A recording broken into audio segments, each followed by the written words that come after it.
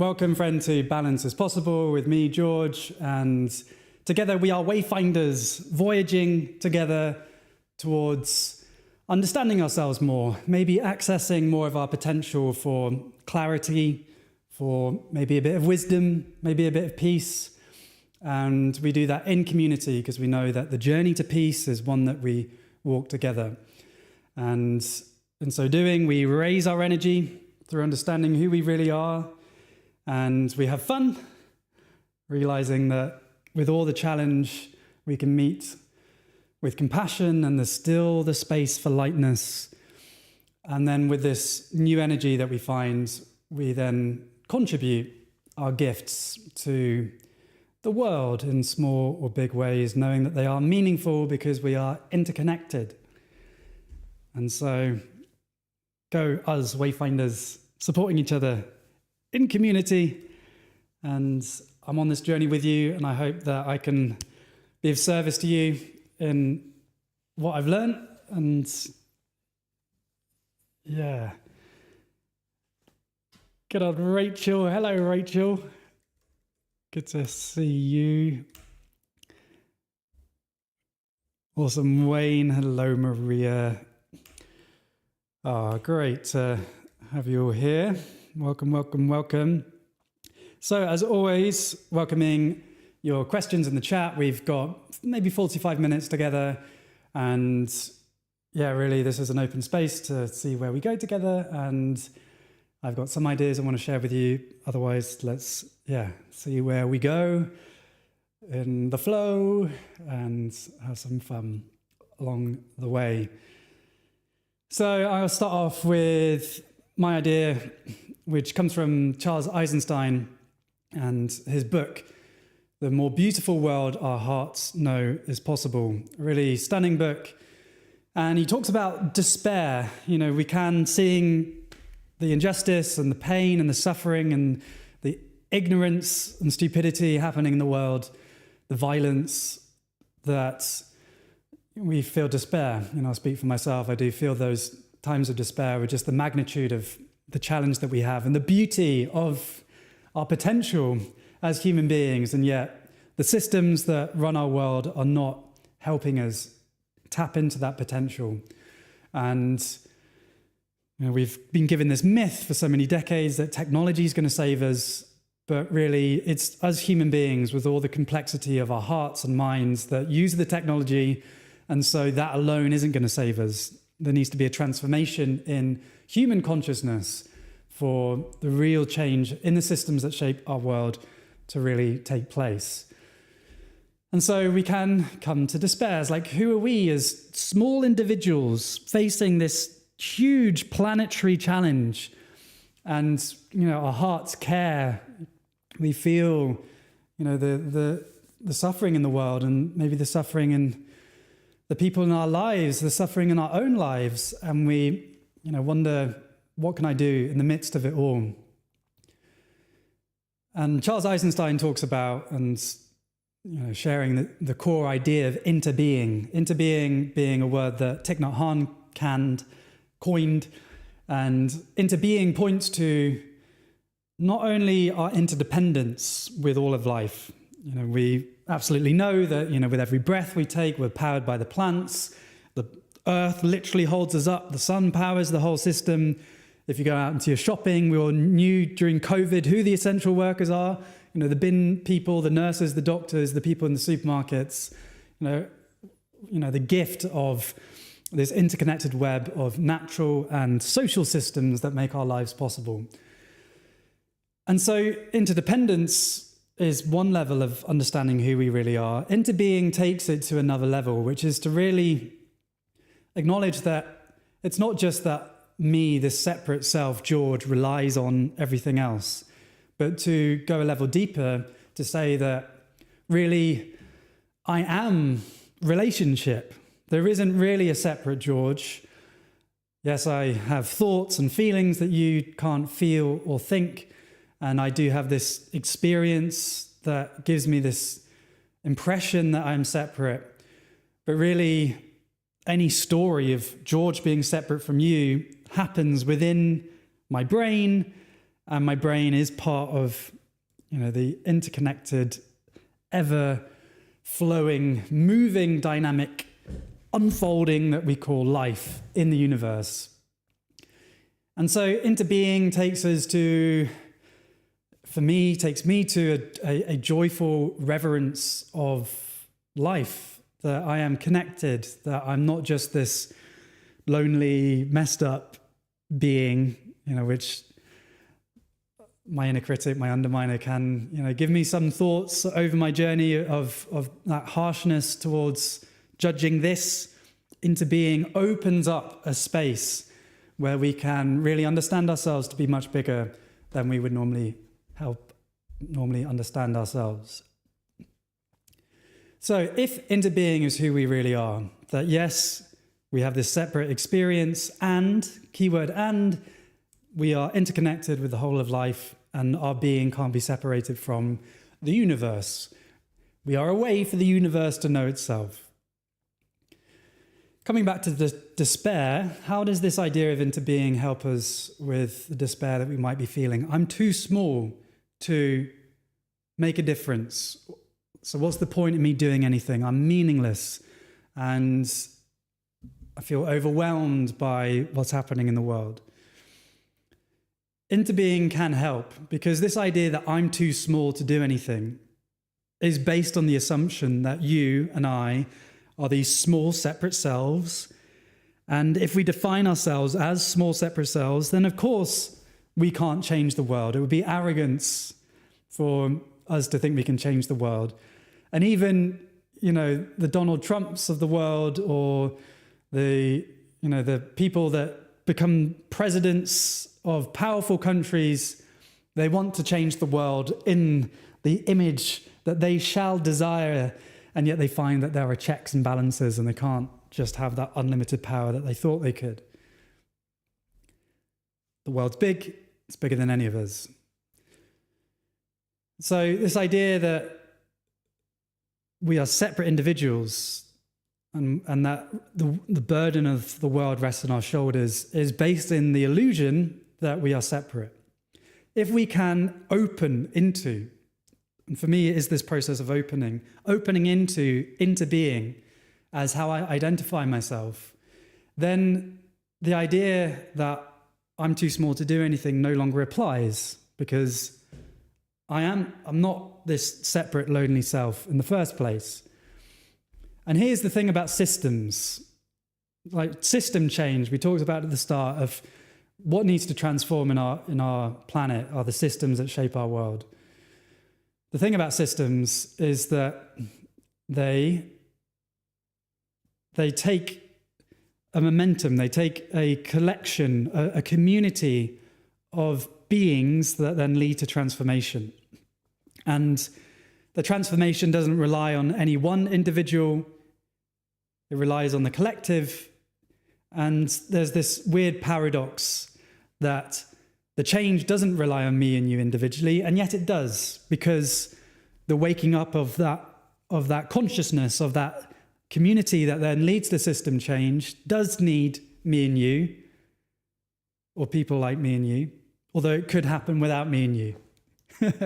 And I know that doesn't really make much sense, but it's a paradox. It's like, yes, the burden of the world doesn't rest on your or my shoulders, and yet the energy that we put into the world does have meaningful effects, because they ripple through the interconnected system. So coming back to despair then, is that we open up into being, identifying ourselves as an aspect of the whole, and knowing that the transformation of systems takes a coming together of lots of people, lots of beings in an interconnected system to transform. And so that releases the pressure. It's not just on us. And the awesome thing about that is that then we can feel a sense of meaning. Because whereas before it was like, well, I don't mean anything because I'm so small. Suddenly an into being is like, well, I know that me by myself isn't going to make a difference, but I am interconnected. And so how I live my life does, in real ways, although they may be hard to measure, in real ways does contribute to the flourishing of life. So for you and I to take our steps on our journey to find a bit more peace, a bit more kindness within, to develop our compassion so that we can meet others with more kindness and less conflict. We can work on ourselves to develop our emotions without conflict. Then, that inspires the people around us that there's a different way of being that's possible. And if we come together, then we can begin to come into community and then work together in system change. And maybe your life is, simple and maybe living off the land, or just, tending to your garden. And the Taoists of ancient China, they would go off to the caves, and you think, well, maybe you're escaping life. But Into Being invites us to not judge the actions, like measuring. I'm meaningful by the more impact that I have, which is a lot of the dominant stories that we have. It's like, I've got to do a lot in order to be a meaningful human being. And Into Being, because we're interconnected, it all contributes. There is meaning to be found. And the more important question for us, if we do want to find meaning in our lives, is not how big is the impact that I'm having, which puts loads of pressure and stress on ourselves, but instead to ask, where does this desire to contribute come from? Like, what is there something in me that is being called forth that feels meaningful? So maybe helping a loved one, maybe volunteering at a community event, and maybe living on the land and nurturing the land, and maybe finally taking some time to look after yourself and to resource yourself, maybe after years of meeting other people's needs. Maybe this season for you is meeting your own needs. The invitation is to come into ourselves and to find, where is this desire to do what I'm doing coming from? Am I striving to contribute because I want to feel meaning and I want to feel enough? And I can notice some of that tendency in me. It's like, I'm so passionate about what I do, but also, I tread that balance of really coming back to this Into Being, to just, George is a useful story to help me navigate my life, and, I have a name, and, that's all good. And I am life itself, and can I resource myself in that? So then I'm not putting pressure on myself for George to achieve everything. So where do your desires to contribute come from? And if you can trust that, if being with your family and just showing up your family feels meaningful and enough, trusting that. And then maybe acting to contribute on a bigger level, donating, volunteering, campaigning, activism. If you feel called to, that's also a valuable way of contributing to that system change as well that is so needed. And for me on my journey, I see a lot of the spirituality that's communicated today on the internet and the new age spirituality, in my view, doesn't capture the systemic view of life, doesn't capture our interbeing with the earth, the ecology that supports all of life, that supports our ability to meditate and have cool psychedelic experiences where we feel one with the universe. It's for me, when I find an understanding of who I am, that I am interconnected with the whole of life and I'm a manifestation of the mysterious intelligence of the universe, then for me that is a great wow moment that then makes me want to serve life, to be contributing to the flourishing of this great mystery and miracle that I am a part of. And the cool thing is that contribution and service feel good, whether it's big or small. So if we aim for service instead of success, it eases the burden that we can put onto ourselves. If we're aiming for success, we've defined ourselves currently as unsuccessful and we're craving, up here, whereas service is contributing, feeling good in any amount. And that is a much more powerful and joyful energy to live our lives from, to aim for service instead of success. So if you're feeling despair, think about your connection. Remember, you're not this separate self. And then, since we are interconnected, remembering that your contributions do have meaningful effects, and checking in with where does my desire to serve and contribute come from? Is it from guilt? Is it from trying to be enough? Is it from conditioning? Or can I call this action from somewhere deeper within me to serve life, to contribute to life, and to not judge the amount that we give, but to trust that what is being called of us is enough.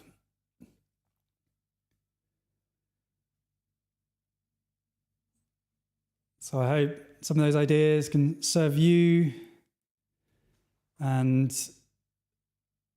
welcoming your thoughts in the chat. And let's get into the chat. So we've got Ariel saying we could just make systems that better suit us. I doubt old systems will ever change because they were designed not to. Yeah, so system change sometimes. Well, there's four stages of system change. There's the growth. So let's think about a forest. So how do forests start? You have the saplings, and then there's this growth phase, and then there reaches an equilibrium where the forest is stable and it can stay like that for a long time. But then maybe the resilience starts dropping. So we've got the growth, the stable phase, and then we've got the decay phase, where maybe there's a fungus or a disease going through the forest as some of the trees die, which means that then there's the higher risk of a fire. So that release phase, it's called in systems theory, decay phase, the resilience starts going down, and then there can be a snap moment where like a huge forest fire takes place. If the forest was more resilient, there wouldn't be the dead wood there, and so the forest fire wouldn't continue. So the decay was needed for that big transformation. So decay, then release. But then we know that actually fires in forests, they do create new life. They burn away the old, and that makes space for the new. And so fires are a part of the natural ecosystem. So there are the four stages of system change: growth, stability, release, and then transformation. And then the new system grows, reaches an equilibrium. So as we are all feeling, we're going through this release phase, we're going through a decay in the stability of our systems. And, there's been chaos throughout history and throughout life. And, many people would think, wow, we live in the most interesting of times. As the Chinese proverb says, may you live in interesting times. And maybe each generation says, no, really, this is the worst it's been. This is seriously interesting times. And, our generation's not any different. What is different, though, is ecology. It's like before, the challenges of humanity would affect a kingdom, a province, a country. Like the Mongols invading your town and slaughtering everyone. I say that with a smile on my face. This is end of the world for that community, right? Having a warring tribe come and slaughter everyone. And, that feels like the end of the world. And for that community, it is. But human power for so many generations was not big enough to affect the whole planet. But now we are affecting the whole planet. We're transforming the atmosphere, warming up the whole planet, and there's now as much carbon dioxide in the atmosphere as there was when there were crocodiles in the North Pole, when there were dinosaurs roaming. And that's the trajectory that we're going towards if we don't change our course. And that's because of all the fossil fuels, as you know, that we're putting into the skies. So we are now powerful enough to transform the whole planet. And so suddenly the challenges of our times and the systems that shape our worlds, that, previously injustice and warfare, slowly but surely there were definite signs of progress, like more and more people getting the vote, women getting the vote, LGBT communities getting rights. It was only 60 years ago that it was illegal to be gay in the UK, 70 years ago. So, we have made a lot of bounds in the care that we feel for our fellow human beings and the compassion that we meet the world in. But also the systems that shape our world are destroying our ability to live on our planet. So we are going through this decay phase, and indeed it will be system change where the old systems that shape our world are no longer serving us and new systems will need to be found. And that's for us to work out, like all of us together. And the interesting thing about this system change is it is bigger than any one of us. A quote I love from Thich Nhat Hanh is, the next Buddha will be a Sangha. So a Sangha is a community. The next Buddha, the next being that helps bring humanity into the next level of consciousness will be a community. It's much bigger than you or I. And the solutions are going to take a whole movement of people to find that out.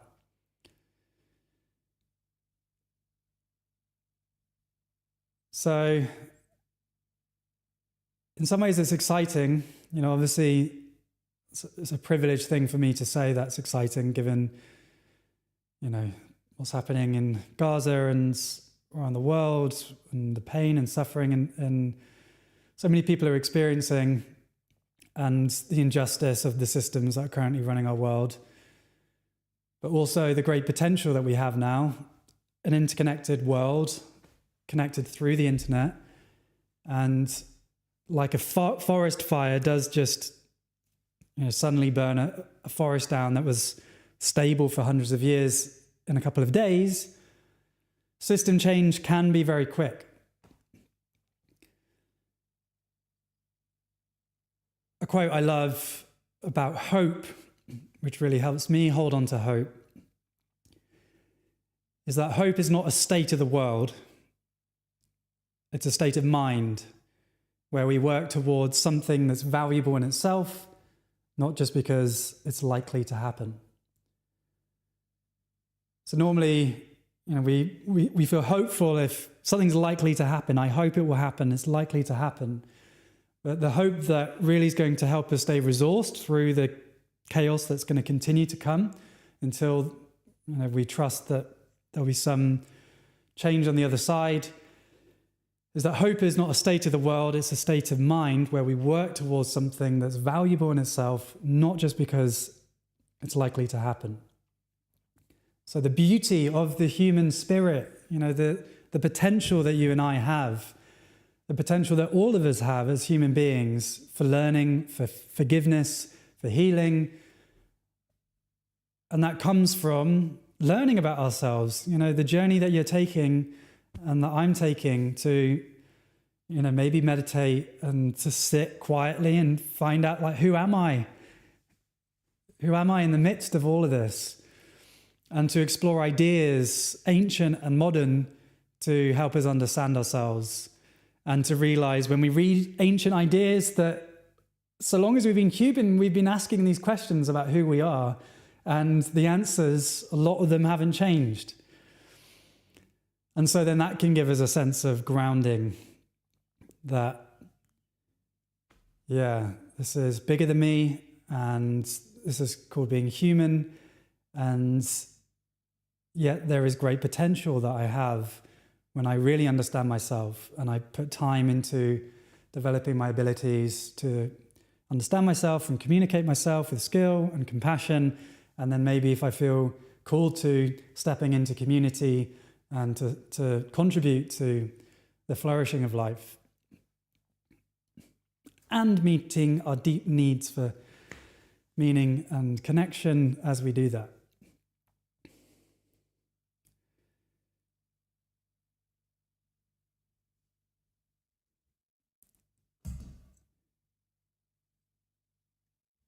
So yeah, we're doing it together.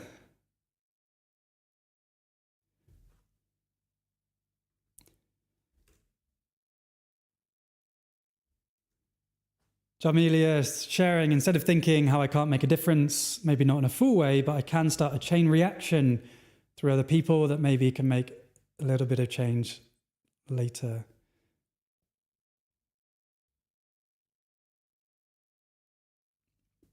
The system changes also within the individual. Out of our trauma, we grow to transition to a change.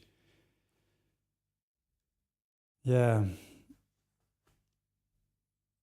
Trauma awareness is such an important step in our healing, both for ourselves. It's like, it's not my fault, that I'm hurting. It's just like my parents were traumatized in a traumatic world, and they did the best they could given their resourcing and the education that they had. And for most of us, they traumatized us in certain ways, even though the parents deep down had some care and love. And we live in a world of trauma. And if we can begin to see that hurt people, those people that are hurt themselves hurt other people because they haven't had their deep needs met. They haven't been supported to meet their own needs in a way that doesn't involve violence. And so then the strategies that hurt people use in order to meet their own needs or lash out against the injustice that they felt is to hurt other people. And if we can come to that understanding, then that's where we build compassion, that it's not their fault that they were born into this highly complex world, traumatized world, and it's not my fault or your fault if we are suffering. And that acknowledgement doesn't mean that then we fall into floppiness and just well, it's not my fault and I don't need to do anything and I'm a victim to life. Like that compassion is the real starting point. It's just meeting ourselves. Okay, I'm here. And can I just meet myself where I am? And in so doing, the paradoxical power of compassion is that then we find there's freedom and space to move from where we are. If we acknowledge the pain, if we acknowledge the trauma, then we can move from there. I've done some work with people in recovery, addicts that went to prison for crimes to meet their fix. And it's a really powerful moment that I've witnessed when being in these groups with these people, when they meet that pain, that, the trauma that they had in their lives, the pain that they inflicted on others, and just to meet it, like, okay, here the pain is.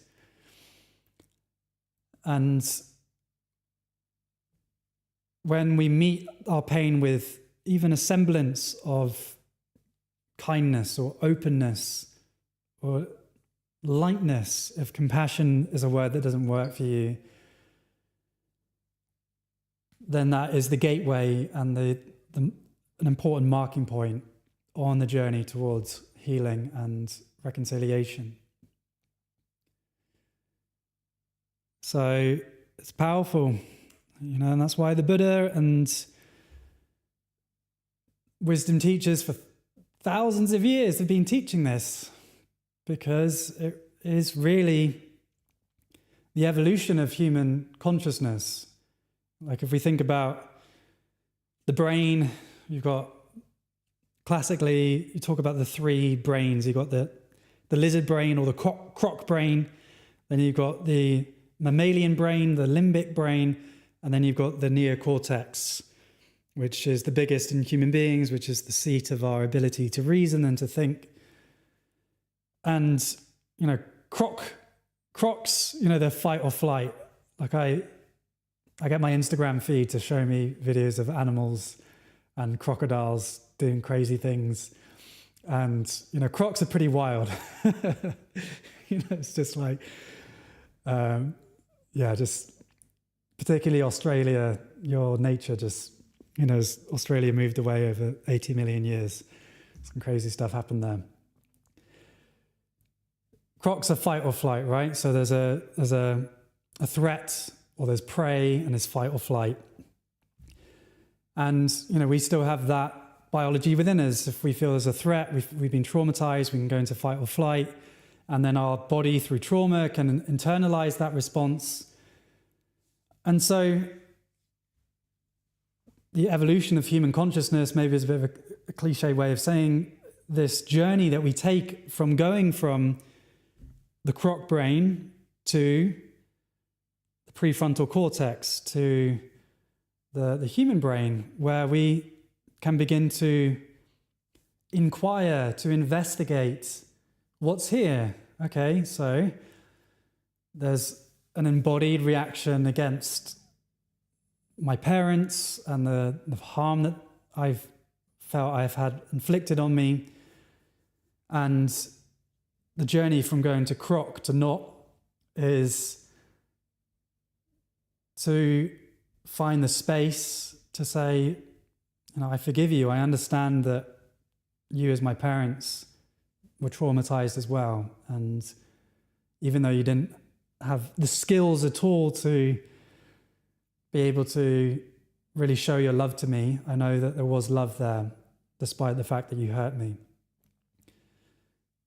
And so that does take that cognition, that thinking, to be able to bring that painful, traumatic memory that's embodied in the croc brain into healing. And that's why teachings from the Buddha, and before and after and around the world, Taoists, Christians, whatever wisdom tradition you want to look at, compassion is really at the heart of it. Because it's hard. It's hard to rewire that programming that has been locked into our nervous system, that fight or flight, wrong or right, pain, not pain, going to forgiveness, spaciousness, lightness, openness.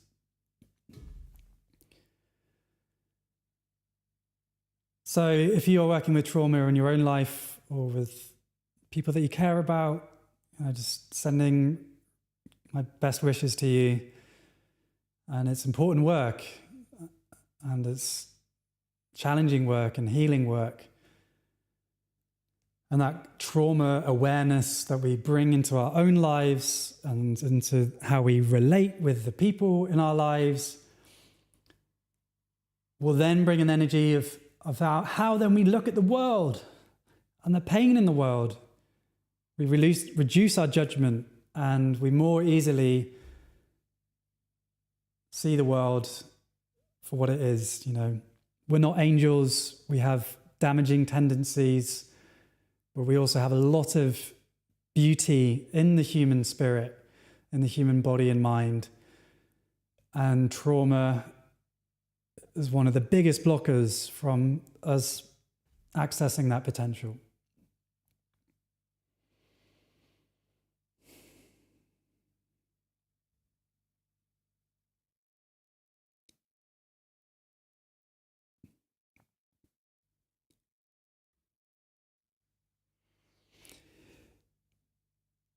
Something I've always questioned is, even with understanding trauma and being compassionate, how do we still deal with those people whose intentions are to hurt you?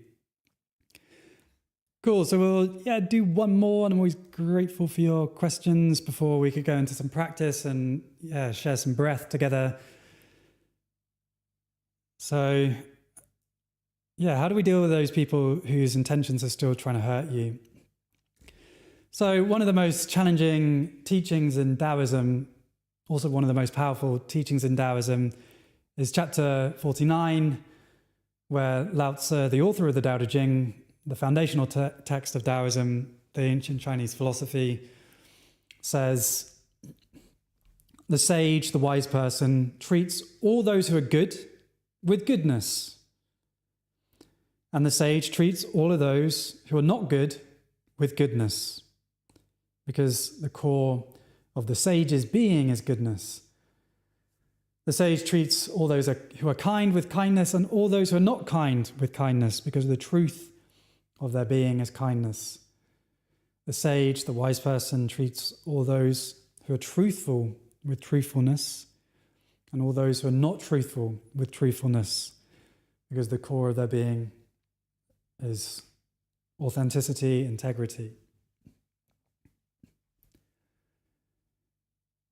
So that's quite a challenging idea. Am I going to be kind and honest and good to those people who are trying to hurt me, who are manipulating me, who are lying to me? And this is where, compassion, we need to also keep in mind that compassion isn't just saying yes to everything. Oh, yes, please, I'll roll over and, manipulate me just how you'd like to be. I really see the essence of goodness within you. So please take my money, my heart, my time and energy. No, we can still have our boundaries. And the nourishing no. Thank you, but no thank you.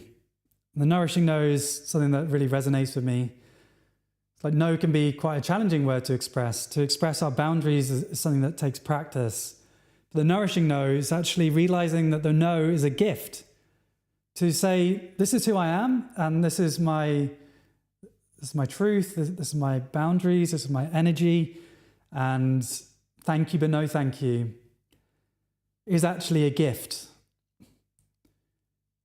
Because you'll know the bullies, they'll keep going until you eventually stand up for yourself. Like, I went to a new school in sixth form when I was 17, and I was lonely and kind of the nerdy kid because I didn't fit in.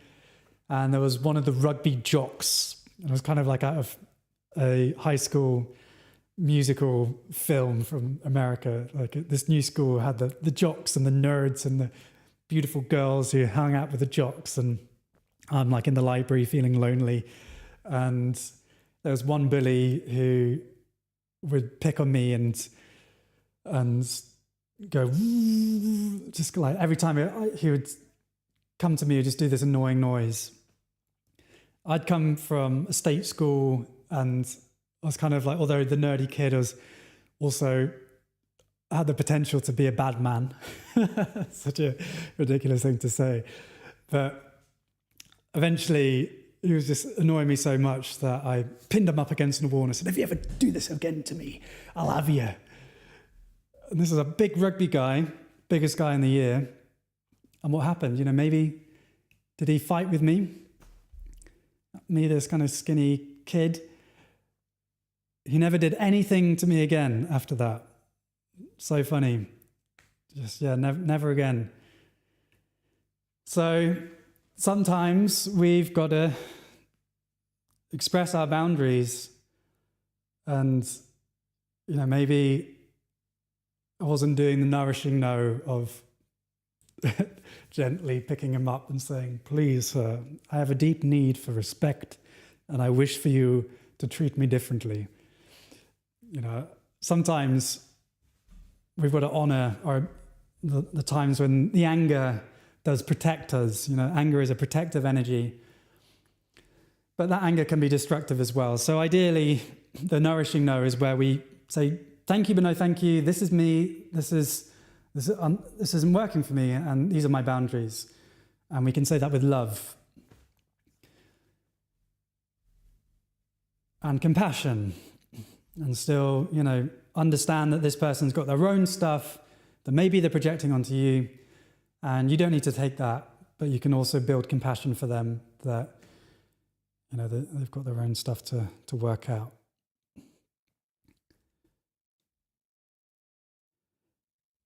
All right. I haven't thought about that story for a while. It's a fun one. Cool. So why don't we share our practice together? If you'd like to join me, I invite us to do maybe 7 minutes of breath work and meditation. And maybe let's go to 10 minutes and come into presence together to share our practice and community. And we have 49 beautiful people from all around the world. And what a joy to be, just imagining for a moment all these people around the world, like you're on your journey with your own unique gifts and the things that you're working on and the things that you care about, and 49 of us from all around the world to share some presence together in community to take those micro steps on our journey towards peace and compassion. And maybe let's do a compassion-based meditation. So you can be sitting in any way that you'd like to be, and imagining there's a piece of string attached to the ceiling, attached to the top of your head. Feel a lengthening of your spine. And maybe closing the eyes, but that's only an option for you.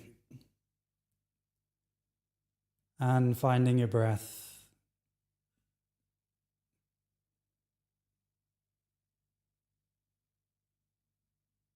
Softening your breath.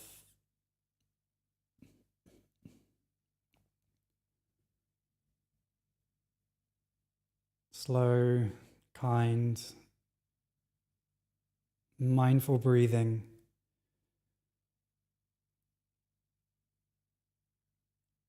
Relaxing the face.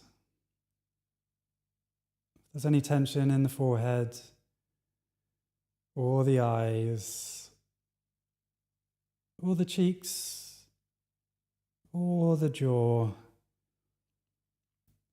allow them all to sink, to unwind. Feel your face softening.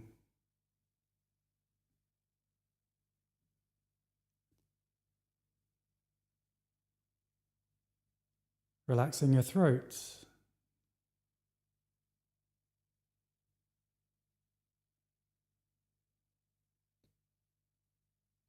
Relaxing your shoulders.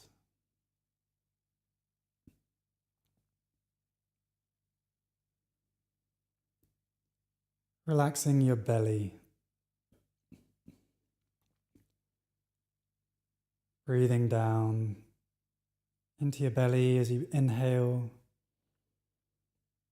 Sending the breath deep down into you, releasing stomach tension. And then as you exhale, gently having the stomach come back in, pushing the air back out. Breathing deep.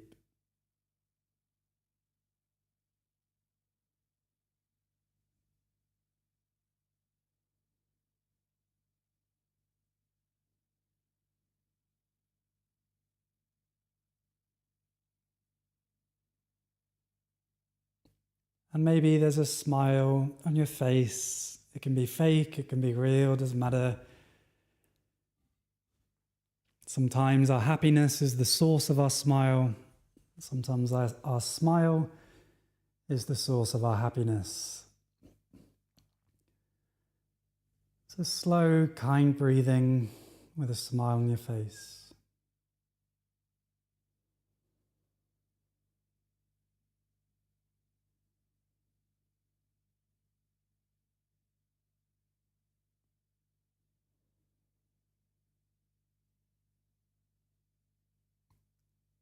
And let's take a few sighs together to release even more tension, breathing in and letting any tension go with a sigh. Breathing in.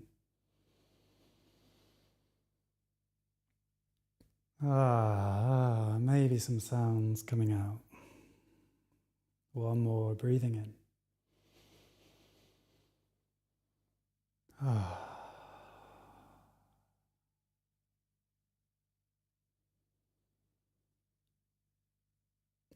Whatever you've been holding today, I honor you for your care, for your intention to grow and to serve. I invite you, if there's been any tension you've been holding, is just for this short time of presence, is to let it go, even if it's just for a few minutes. And we can help that process of letting go with the breath. Breathing out tension, breathing in a fresh potential, breathing out tension, breathing in a fresh potential.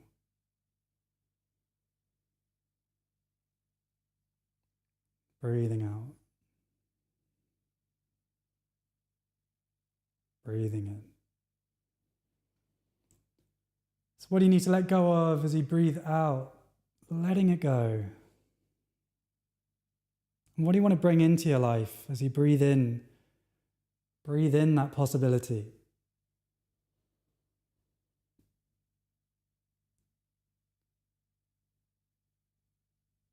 Try maybe 5 or so breaths like this. Bringing in what you want, letting go what isn't serving you.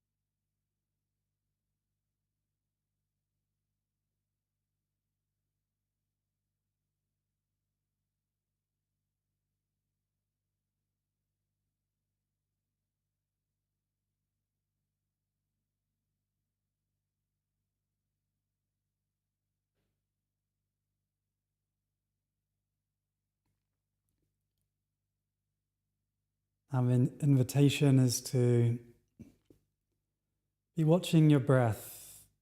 If that feels comfortable for you, maybe listening to the sounds might feel a bit more comfortable for you today. But if the breath works, we'll try now just a couple of minutes in silence. If you notice yourself thinking, the invitation is to gently bring your awareness back to the movement of the breath, coming in and out.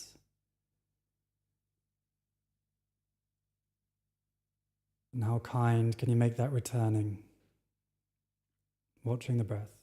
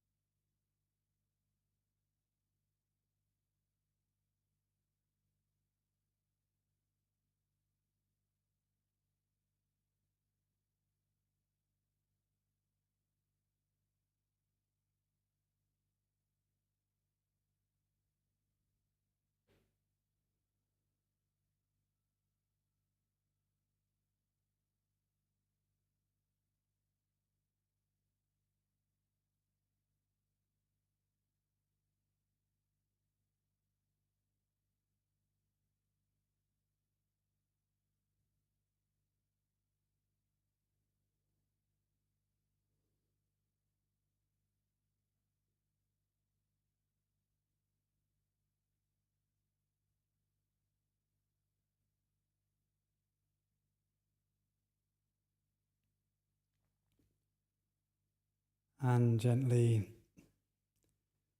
beginning to come back into the space, perhaps bringing some movement to the body, some shoulder rolls, still keeping your eyes closed if they're closed, and just staying present with your body, maybe doing some spinal waves,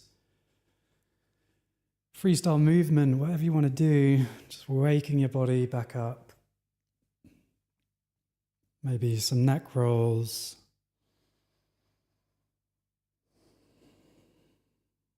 And taking as long as you want, opening your eyes and coming back.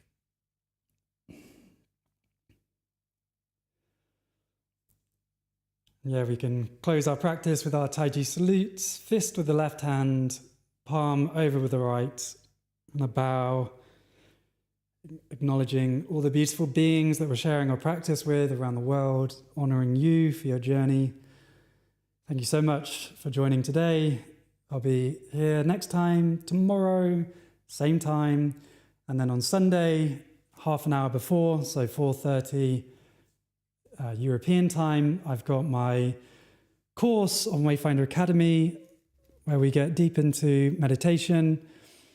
And if you'd like to join, it would be beautiful to be meditating with you and getting deeper. Last session was,